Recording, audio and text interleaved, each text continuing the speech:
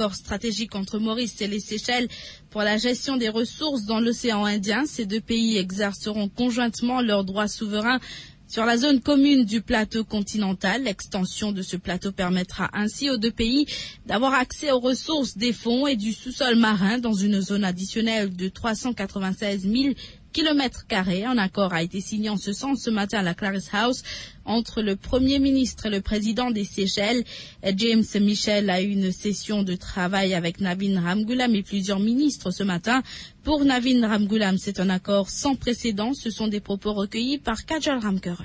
Ça a deux traités qui nous fait signer, de juridiction et gestion conjointe de l'espace maritime additionnel de il y a 396 km², qui est extrêmement important. Parce qu'il y a une grande superficie, ça traiterait une importance stratégique pour le développement économique de nos deux pays, et sans précédent. Parce qu'ils auraient dit peut-être beaucoup de nous ont réalisé qu'il est si bête d'expecter avec la ressources. Donc, comme a dit, je voulais remercier chaleureusement le président James Michel, qui fait investir personnellement. Parce que si pas un rapport entre moi et le président social, pas de pas arriver ce qui est arrivé là.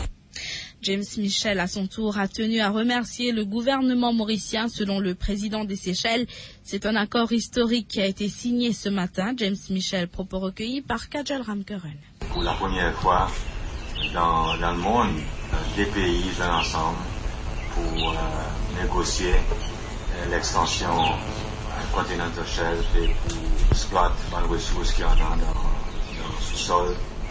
Et ça, il y a nous pour gagner une possibilité pour développer plus nos bons atouts, nos bonnes ressources économiques qui nous en ont. Nous n'avons pas beaucoup de ressources, nous comptons beaucoup de services, nos innovations. Nous avons créé le développement pour nos pays et pour nos peuples.